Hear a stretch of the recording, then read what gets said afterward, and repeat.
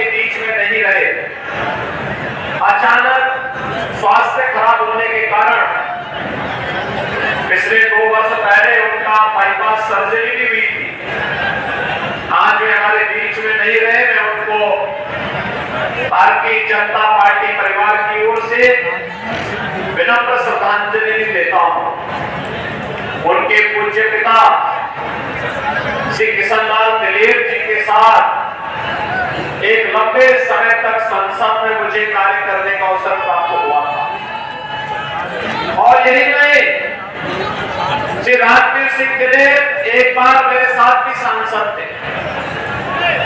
आज वे हमारे बीच नहीं है, लेकिन उनकी आत्मा जहां कहीं भी होगी वह हाथरस के विकास के लिए, आप सबके उत्साह और मन के लिए सदैव तत्पर रहे हैं।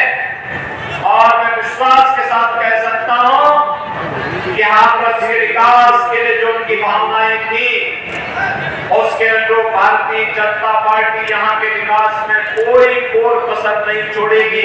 इस बात का आश्वासन देने के लिए आज हम सब आपके बीच में यहाँ पर भाइयों, लोकसभा के चुनाव के 2 चरण संपन्न हो चुके हैं। 2 चरणों में 191 सीटों पर अब तक चुनाव संपन्न हो गए हैं और 191 सीटों पर तो चुनाव हुए हैं। चुनाव के रुझान बताते हैं कि जो आशा आकांक्षा की है, जो स्वर हाथरस का है, जो खुशबू ही की हाथरस की है, वही पूरे देश के अंदर पहुंच रही है। और स्वर है कि फिर एक बार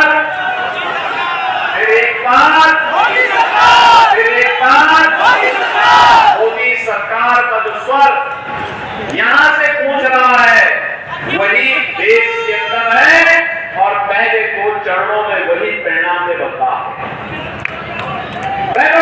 एक तरफ जनता उत्साहित है, उमंग में है, लोगों के मन में भावना है कि हमें देश के अंदर मोदी जी को तीसरा कार्यकाल देना है, क्योंकि मोदी जी ने 10 वर्ष में देश के लिए जो कार्य किया है वो अभिनंदनीय है, अद्भुत है, दुनिया के लिए कौतूहल और आश्चर्य का विषय पैदा करता है। कितनी तेजी के साथ भारत में परिवर्तन मोदी जी ने कैसे ला दिया है।